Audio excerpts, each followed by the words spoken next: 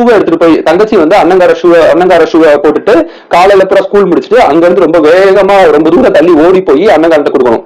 அப்பதான் அண்ணங்கார அந்த ஷூவை போட்டு வேகமா ஓடி போய் அவனோட ஸ்கூலுக்கு வந்து போக முடியும். சோ பாத்தீங்கன்னா ரொம்பவே வந்து ரொம்ப கஷ்டமான ஒரு சூழ்நிலை.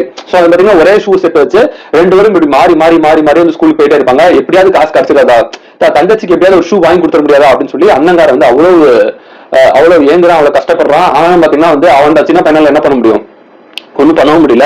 அவங்க அப்பாவும் பாத்தீங்கன்னா தன் பசங்களுக்கு ஏதாவது ஷூ வாங்கி கொடுக்கணும், தன் குடும்பத்துக்கு எப்படி இந்த வீட்டு வாடகை கட்டணும் அப்படின்னு சொல்லி வறுமை நெருக்கடியில் அவங்க அப்பா இருக்காரு. எக்ஸ்ட்ரா ஏதாவது ஜாப் கிடைக்காதா, எக்ஸ்ட்ரா ஏதாவது பண்ணிட முடியாதா அப்படின்னு சொல்லி ரொம்ப கஷ்டப்படுறாரு. எப்படியா தன் தங்கச்சிக்கு ஷூ வாங்கி கொடுக்கணும் அப்படின்னு பையன் நினைக்கிறான். இதுக்காக பாத்தீங்கன்னா பயங்கரமா பிராக்டிஸ் பண்றான். அந்த மராத்தான் ரேஸ்ல பாத்தீங்கன்னா உயிரை கொடுத்து ஓடுறான். தன் தங்கச்சிக்கு எப்படியாவது ஷூ வாங்கி கொடுத்துருக்குன்னு சொல்லிட்டு அந்த மராத்தான்ல வந்து உயிரை கொடுத்து ஓடுறான். அந்த வறுமையோட பசி ஒருத்தனை பாத்தீங்கன்னா உடம்புல சத்தே இல்லைனாலும் எப்படியாவது நம்ம ஜெயிச்சிட முடியாதா, எப்படியாவது நமக்கு அந்த ஷூ கிடைச்சிடாதா அப்படிங்கிற ஒரு வெறின்னு